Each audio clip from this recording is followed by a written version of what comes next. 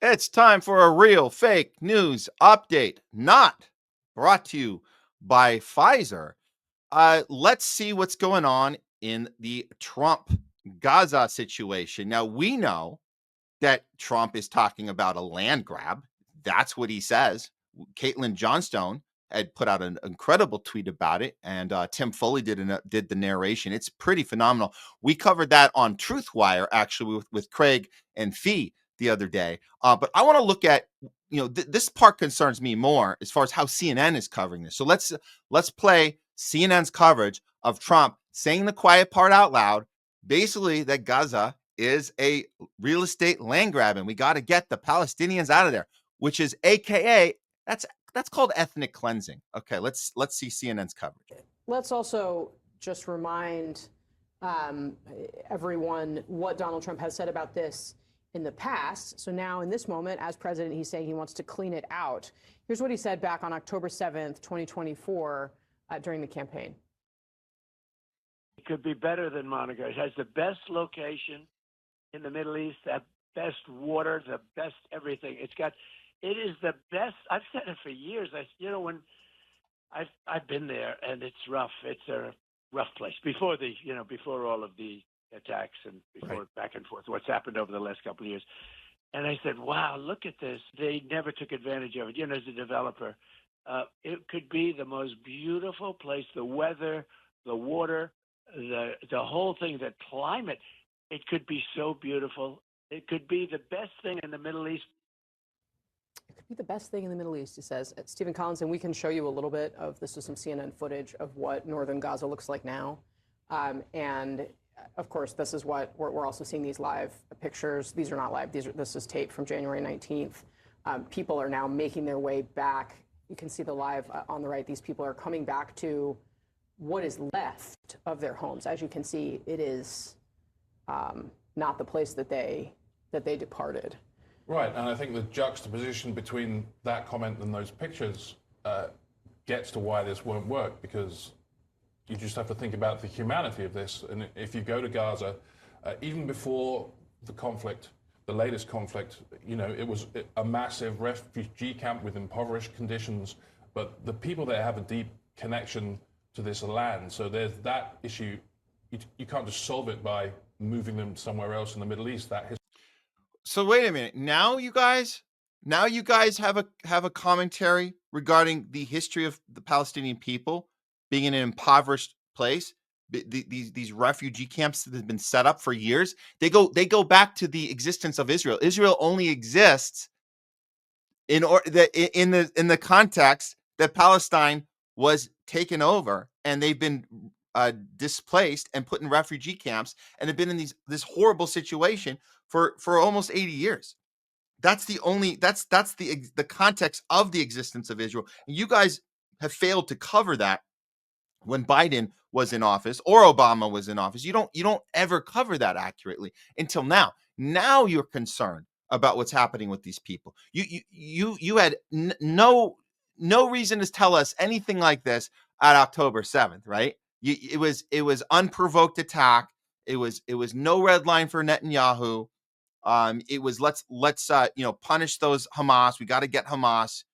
And now look what that caused. That caused 2 million people, and we told you guys the whole time it was going to be these people displaced, whoever survives. And we're not even talking about the starvation part of it, but now you're pretending to have empathy because Trump's talking about real estate opportunities and taking advantage of this beautiful place that has been underutilized. So let's get the people out, and then we could do something positive with the land. You guys recognize that that's insensitive, right? Okay. So again, where was your commentary about this when we were funding a freaking genocide for the last 15 months? Where was it? Well, we know where it was. Let's hear a little more. Historically, American presidents haven't had success when they're trying to change the geopolitics of the Middle East. Practically, the Jordanians don't want it because they've already got millions of Palestinian refugees, which is destabilizing. The Egyptians would be worried that there would be cross-border terrorist attacks that could bring into doubt the Camp David Accords that we talked about when President Carter died, start a conflict with Israel. And more broadly, this is contradictory to Trump's wider goals in the Middle East, which is to expand the Abraham Accords, create this anti-Iran front between Arab states and the Israelis. So, he might view it as a real estate dispute, but it has deep practical diplomatic implications, this suggestion. Wow. They're really so deep in their discussion of understanding the complexities. All of a sudden, they weren't willing to talk about anything like this when it was Biden and Harris and Obama and anybody before. They just, now they're concerned. Now they're concerned about what the consequences of actions. But again, if you're a CNN audience, you think that the problem's starting now. You don't think this is related to October 7th or the illegal occupation of Palestine for the last almost 80 freaking years. You don't see the connection there. You only see it as something that Trump is doing uniquely inappropriately, uniquely insensitive. And now you're concerned. To the little audience you have left, this is why Trump coined the phrase, and I have to admit it, guys, I did not understand fully what he was saying back in 2015, 2016, when he said fake news. We're doing a segment now called Real Fake News Update. That's what we're showing you, that he was actually right about that. You want to see, it's still a problem. It's still a problem. This also happened. I don't know, this was either today or yesterday, but this is fresh. This is look, watch Trump's face as he has to yet again, go after these despicable CNN reporters at this press conference. Watch this. This is a reminder to you that there's a reason Trump was elected in 2016, and there's certainly a reason he was elected again 8 years later. Check this out. Climbing over walls and so on. That's true. But they weren't actors. They're not going to be doing that. They weren't actors. Well, no, it's true. Do you think they were actors? They weren't actors. They didn't come.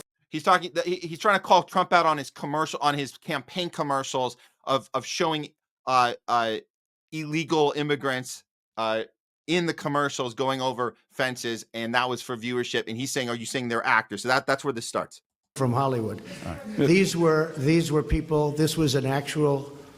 It happened a few days ago, and they're hundreds of miles away, though. They're hundreds and hundreds of miles away. That's not an invasion. Honestly, I think you should let me run the country. You run CNN, right. And if you did it well, your ratings would be much better. If I may ask one other question, Mr. President. If I may ask one other question, are you worried? That's enough. That's enough. Mr. President, I was going to ask one of the other folks. That's enough. Pardon me, ma'am.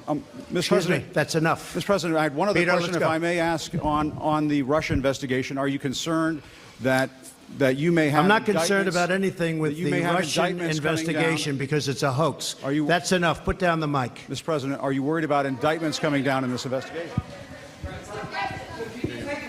Mr. President. I'll tell you what, CNN should be ashamed of itself having you working for them. You are a rude, terrible person. You shouldn't be working for CNN. Go ahead. I think that's unfair. You're a very rude person. The way you treat Sarah Huckabee is horrible. And the way you treat other people are horrible. You shouldn't treat people that way. Go ahead. Go ahead, Peter. Go ahead. In Jim's defense, I've traveled with him and watched him. He's a diligent reporter who busts. I got to stop there. Notice how the mainstream media pundits have each other's backs. Isn't that interesting? Didn't we just see, like a week ago, we saw Max Blumenthal and Sami Husseini getting thrown out of the State Department meeting with the Anthony Blinken, and not one journalist defended them. Isn't it interesting? It feels like that these reporters, these Pfizer-sponsored, CIA-sponsored, massive paycheck reporters, seem to get each other's back. Like Trump is we have to all unite. I got your back, Jim. I got your back, Jim Acosta. Don't worry. And believe me, security ain't going to be manhandling any of those people out of the room like we saw with Max. And so I just want to make that comparison. But watch what happens. Watch how skilled Trump is. And he's been skilled at this. This is one of his better skills, is that he doesn't back off when he says, you are out of line. You are in the wrong. Shut your mouth. And now, so this guy's going to come to defense, and Trump's not going to let him get away with it. Watch this. Well, I'm not a big fan of yours either, so I understand. To be honest. So let me ask you a question, if I can. You repeatedly said you aren't the best. Mr. President, you repeatedly over the course Okay, of just sit down, please. Well, when you report fake news, when you report fake news, which CNN does a lot, you are the enemy of the people. Go ahead. Mr. President, over the course. There it is. Sit down. And he sat down. You can't go up against this guy. You can't do that. It's not going to work. You guys are going to have to, if you want to get Trump on something, you got to go at him in an honest way. You got to acknowledge the thing he did and then say your critique. Why do you guys continue with this bullshit? You heard what Jim Acosta said earlier, the Russian we're still getting to the bottom of the Russian thing. He said this misinformation. Stop it. Stop it with your lies. Next. Sit down. Next. That's the fake news. And again, Trump gets credit for coining that term. I didn't fully understand it when he said it back 8 years ago. But we get it now. So that's your real fake news update.